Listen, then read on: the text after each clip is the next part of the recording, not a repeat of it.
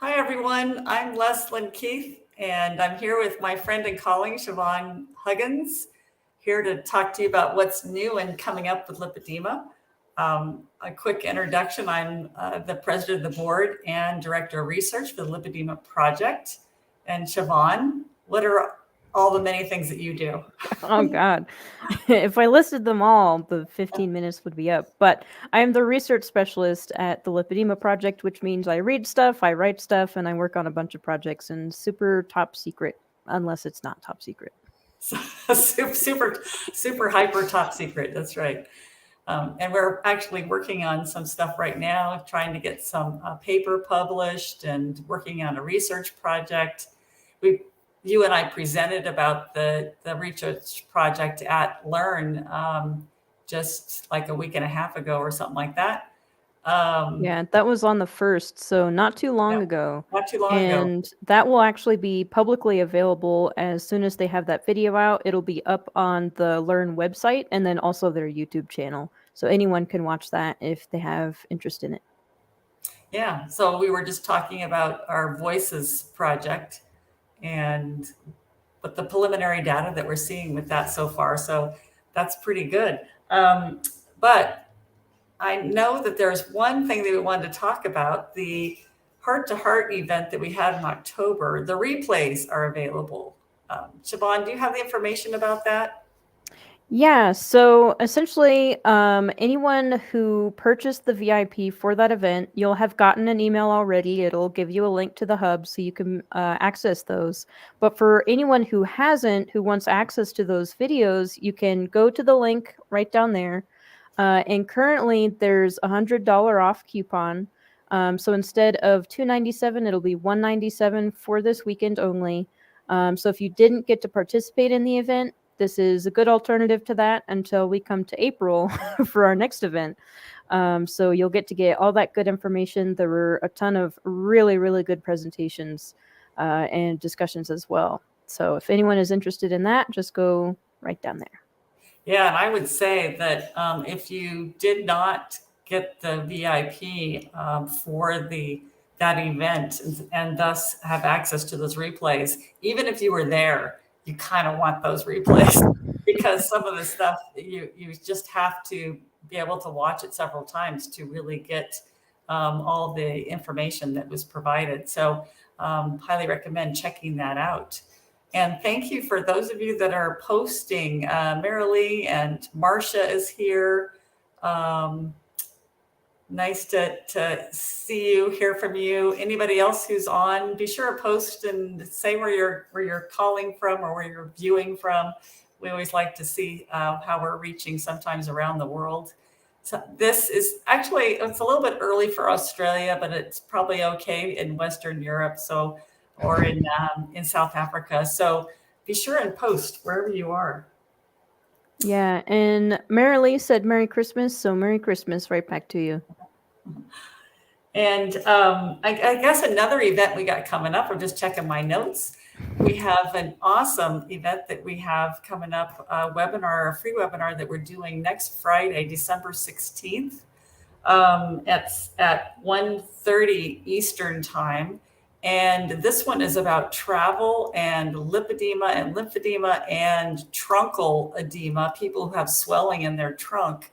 It is really, I would say, don't want to miss this if you have any travel in coming up in the near future, because we are going to be talking about what could happen if you don't prepare and some ways to prepare for it so you can have the best possible trip that you can, even if you have lymphedema or lipedema. We're going to have some fantastic speakers, including Siobhan and I, but also we'll have Kelly Bell, who has been dealing with truncal edema himself for the last 17 years. And who else? Catherine Sayo is going to be there. Gail Straker, our community manager and coaching director, is going to be there. And did I miss anybody? I think that's everybody. And I think it is important to emphasize, even if you don't travel regularly, sometimes things do come up. There could be a family emergency, things like that. I myself have to travel for work, so I travel to different conferences all over the country. which is a lot of fun. But I'm looking forward to the fireside chat because if there are things I should be doing that I'm not already doing, if a flare happens that's unexpected, it's never happened that way before, I would like to know how to address that. And then also, there are some longer flights that I take sometimes. My boyfriend lives overseas. Those are typically 8 to 10 hour long flights, sometimes transfers. So it's really handy information for pretty much everybody. And yeah, especially if you travel a lot or you are traveling for the holidays, things like that, just some handy tips, some caution, and almost certainly some good discussion as well. Yeah, and I think it's more than just taking flights. It's long car rides or long train ride. It is, all the stress and kind of the arduousness, if that's a word, of traveling. So even though it could be a happy stress, it's still something out of your normal routine, Mm-hmm. and you might have a regular self-care plan that you do for your lipedema and lymphedema.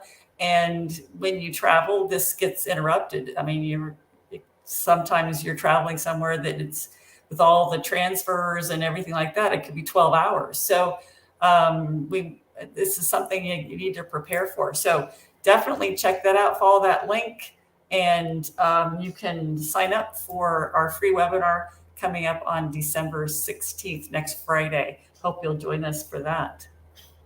Yeah, I'm very much looking forward to it.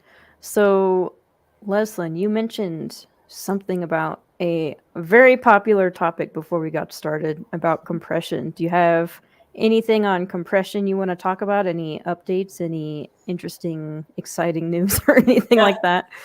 Well, and part of it kind of goes into our discussion that we're going to have next Friday and travel. I mean, that's definitely when you think about traveling, you think, what should I do with my compression?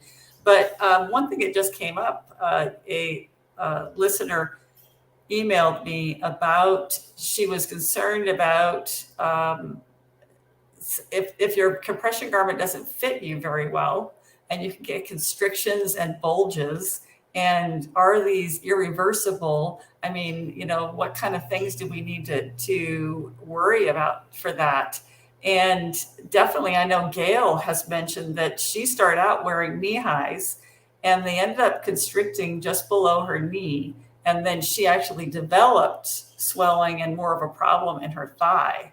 Mm, And some of that stuff, depending on how long you keep wearing a poorly fitting garment, um, it it could be irreversible. Some of it, may not go down to what it was before. And then there's just the more of the unsightly stuff that sometimes when you're wearing a like a thigh high stocking, for instance, and sometimes it can push your fat tissue up, and you could get kind of a muffin top. We call that kind of a bulge right there. mm-hmm. That's not so much fluid that's being put there because of a constriction. It's just that your stocking's not positioned well, and then you get that kind of a bulgy look through your clothes, which is, you may not want that. So this one listener was saying, what can we do about that? And it's two things. One is we need to have very well fitting garments, the right compression level, the right type of fabric, and to our measurements. And the other is then you need to know how to put it on correctly and position it correctly. So you could have a really great garment, but if it's wrinkled or not pulled all the way up, or or up too far, then you can get other problems because it's not positioned correctly. Yeah, it's one of those tricky things with compression. Like you have the whole sizing thing, and then it's like, oh my God, how do I put this on? How do I actually wear this properly?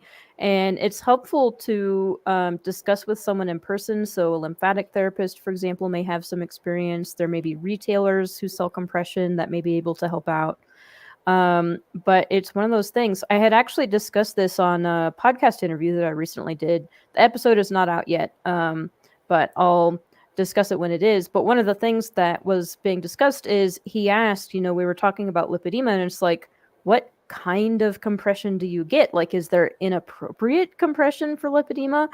It's like, well, yeah, like if you have lipedema from hip to ankle, like I do, wearing compression socks alone is not going to be appropriate because you're taking fluid from an affected area and pushing it to another affected area.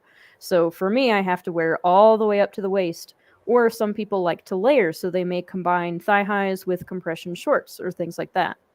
But you probably do want to be careful about that. And even outside of compression, something I've become more aware of now and that we've discussed is compression from other types of clothing. So, underwire bras, underwear, is it digging into my skin? Is that potentially inhibiting lymphatic flow in that area? Making sure to get smooth fabric that's spreading out that pressure over a larger area so it's not cutting off not circulation but lymphatic flow. So, Mhm. it's another thing that's like, oh, yeah, I need to think about that too. Mhm.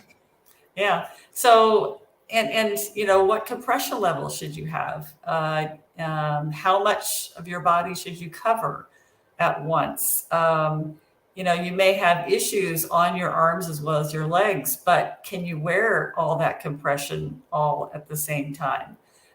What other conditions do you have? Do you have, kidney problems, a heart condition, low thyroid, EDS, this any number of other conditions that you can have. And then that might affect what you're going to do with your compression garments. And for some people, wearing a lot of compression all at once, even though you have issues in various parts of your body, maybe you don't want to do that. Maybe it's going to overload your system. So there's a lot of considerations. And so, as Siobhan was saying, to be able to meet with someone who's an expert in it. It is very, very helpful. In some areas of the country, this could be very difficult, though. What I would like to do is see if I can find out is if there's some virtual resources for people, so that if you live in a more rural area and you don't have an experienced compression garment expert in your area that you can go see, maybe you can meet with an expert virtually. And so Siobhan and I will work on that to see if we can get you more resources like that. Because I think it's really important to make sure when you're using something that's giving you compression, you want to make sure it's right for you. Mm-hmm. And one thing that immediately comes to mind is the Lipedema Simplified coaches, and in particular, Veronica. Focusing on the lymphatics, may be able to help guide through some of those steps. I know Gail had worked with her talking about compression and dry brushing and things like that. So that's at least one, but it would be fantastic if we had a whole list of like, okay, here's the options, here's some things to seek out, because it's very true. Some people may not have someone in their area, or they may struggle to get to them if they have issues with mobility or traveling, things like that. So having that resource list will be really good. Right, right. And I think that you're absolutely right to mention Veronica because she might already have a bunch of resources at her fingertips. I mean, that's one of her things that she does as a coach, that she's going to help guide you in what is going to be the optimal therapy choices for your situation. Not that she's going to be providing it, but she's going to tell you where you can go for it to get those options, to get those resources. So she would be a very valuable source of information. And I just Yeah. noticed that we do have someone who's here from South Africa. I I'm was going to mention glad. that. You totally called it. Yeah, that's great. And Mary's here from Milwaukee. That's great. And Pat from Virginia. Great to have you here. And Yeah, and then let's see. Marcia had said, I attended the session referring to the heart to heart event. And yes, there was so much information available. Agreed. There was a lot to digest. Even though a lot of it was approachable information, the body image discussion, for example, but even then, like, you still want to go back and rewatch it. And if you've started implementing some of that stuff, revisit it and see where are you now. So it's pretty interesting to go back and look at it. And yeah. then Liz and Brendan McGuire from Downingtown, Pennsylvania. Happy Friday. Glad to be here. Happy Friday. Glad you're here too. And Loretta is here from Michigan. Nice to have you here. I was just in Siobhan's neck of the woods in Denver, Colorado, and boy, was it dry there.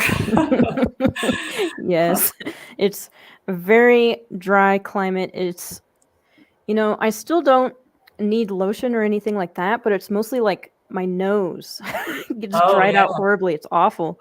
I should probably get a humidifier just to combat it, but at least it's pretty. It's very Yeah, nice to look and at. it's also a high elevation, and for someone who lives there and you're always at that elevation, it's probably, I would assume, not an issue for lipedema or lymphedema. But if you're traveling to Denver, it is a consideration because it is high in altitude and it can cause extra swelling and cause extra fluid load that your body then needs to process. But I would think that everywhere that most places that you travel to, Siobhan, you're going to a lower elevation, which is not going to negatively impact your condition. Yeah, even when I first moved here, I was more tired. I think I did have some electrolyte fluctuation as well. Very, very sensitive to weather changes, even now. I think they're much Okay. more pronounced here. But at this point, I don't have any issues with it. I think the body is just good at adapting. But if anyone is visiting, definitely keep that in mind. You may need to be a little bit more proactive in terms of swelling.